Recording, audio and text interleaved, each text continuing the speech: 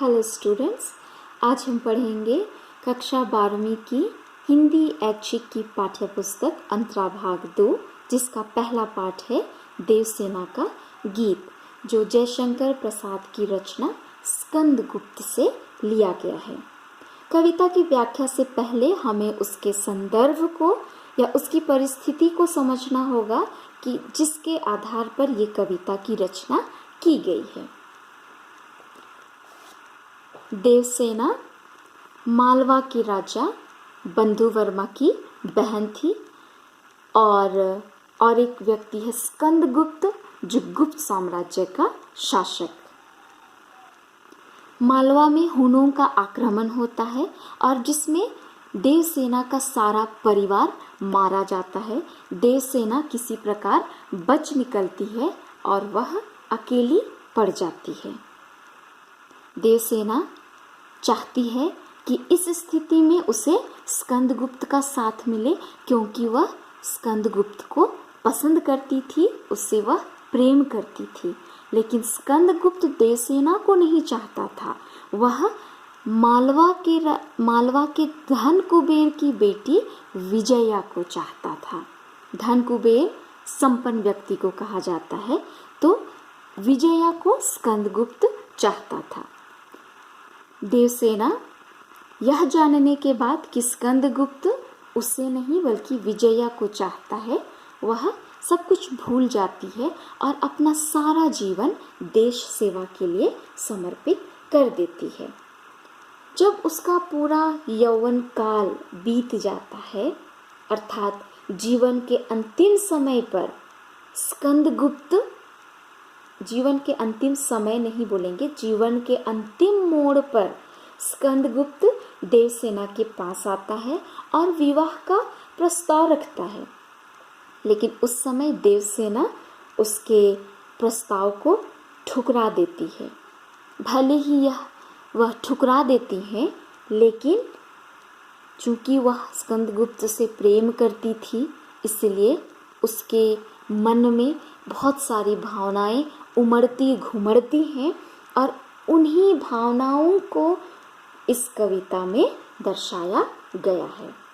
तो कविता का शीर्षक है देवसेना का गीत और उसकी पंक्तियां हैं। आह वेदना मिली विदाई, मैंने भ्रमवश जीवन संचित मधुकरियों की भीख लुटाई। छल छल थे संध्या के श्रम कण, आंसू से गिरते थे प्रति क्षण।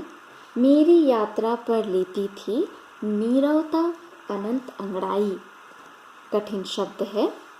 वेदना मतलब दर्द, दुख, भ्रमवश भ्रम में पड़कर, संचित जमा की हुई, मधुकरियों भिक्षा या अनाज या रोटियां, भीख लुटाई मतलब कि भीख देना।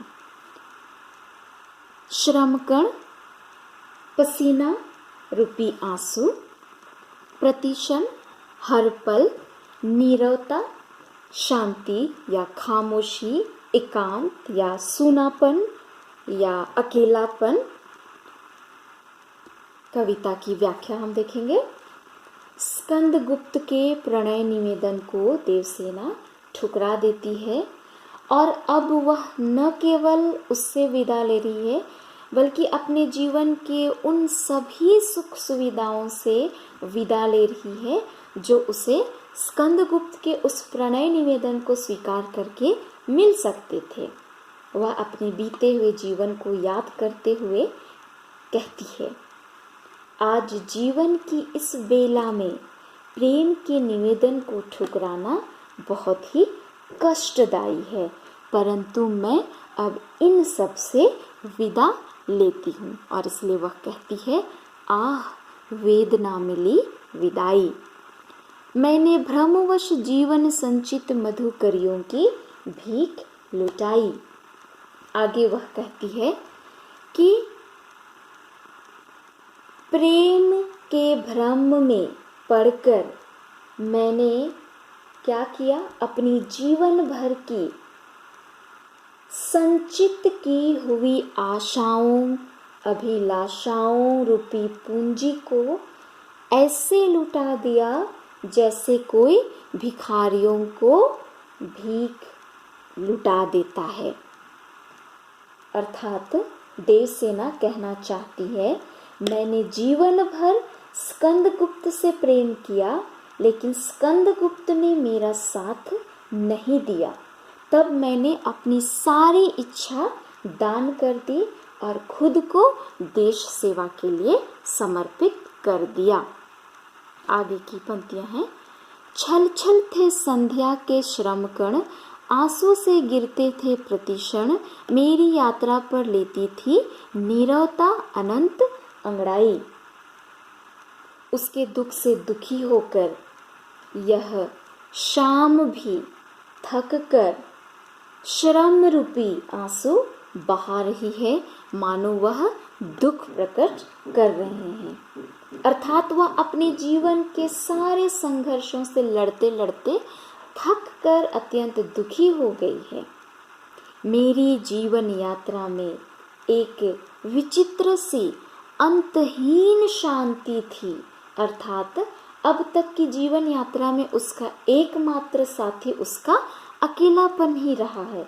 ना परिवार का साथ मिला, ना ही स्कंदगुप्त का उसके साथ रहा हमेशा। तो वह कौन था? उसका अकेलापन। तो ये थी इन पंक्तियों की व्याख्या। विशेष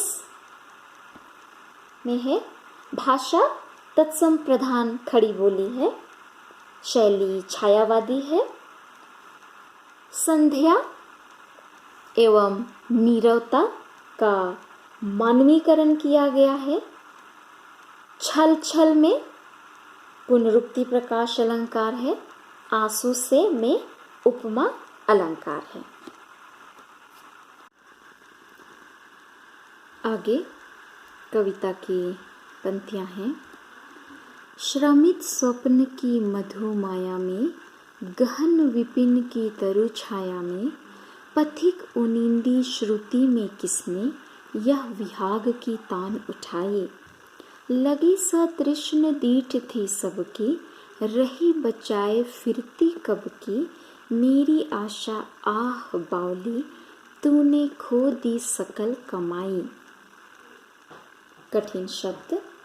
श्रमित यानी परिश्रम करके थका हुआ, मधुमय प्रेममय प्रेमयुक्त, गहन विपिन घने जंगल की, तरु छाया पेड़ की छाया, पथिक यात्री राही, उनिंदी नींद से भरी हुई, विहाग एक प्रकार का राग जो आधी रात में गाया जाता है, सतृष्ण यानी लालच अभिलाषा, दीठ दृष्टि, बावली पागल, सकल सारे।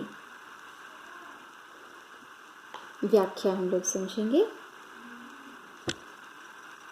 स्कंदगुप्त को न पाकर देवसेना सब कुछ भूल चुकी थी और स्कंदगुप्त के विवाह प्रस्ताव ने अब उसके अंदर हलचल मचा दी थी।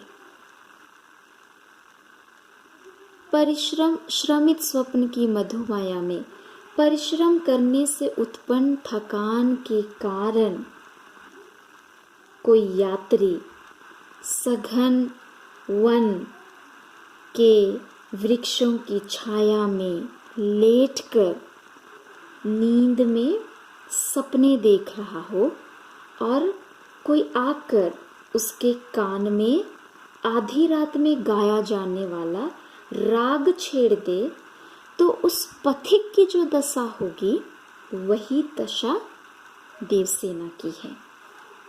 अर्थात देवसेना उस पथिक के समान है जो थका हारा है। देवसेना भी थकी हारी है और वह विहाग राग जो पथिक के अंदर हलचल मचा देता है, वह स्कंदगुप्त के प्रणय निवेदन के समान है जो देवसेना के हृदय में हलचल मचा देता है। आगे, लगी सतृष्ण दीठ थी सबकी, रही बचाए फिरती कब की। देवसेना कहती है कि मुझे पाने के लिए न जाने कितने लोगों की ललचाई दृष्टि मुझ पर थी और मैं कब से अपने आप को उनकी ललचाई दृष्टि से बचाती आई हूँ, बचाती रही हूँ। मेरी आशा आह बावली तूने खो दी सकल कमाई। जब देवसेना को स्कंदगुप्त के प्रेम की सबसे ज़्यादा आवश्यकता थी, जब वह अकेली हो गई थी उस समय, तब स्कंदगुप्त ने देवसेना को अस्वीकार कर दिया और अब देवसेना ने अपना सारा जीवन देश के लिए समर्पित कर दिया। और इस समय स्कंदगुप्त का प्रेम प्रस्ताव आता है तो देवसेना के मन में बहुत सारी आशाएं जगती है, जो आशाएं भावी सुख सुविधा के सपने सजा रही थी। तो उन आशाओं को संबोधित करते हुए वह कहती है कि हे मेरी बावली आशा, तुम क्यों सपने बुन रही हो। अगर इस थोड़े से सुख के लिए स्कंदगुप्त की बात मान ली, मेरी आशा अगर तुम झुक गई, तो ये जो त्याग तपस्या देश के लिए तुमने समर्पित किया है, ये जो कमाया है, वह सब क्या हो जाएगा, व्यर्थ चला जाएगा, वह सब खो जाएगा। तूने खो दी सकल कमाई।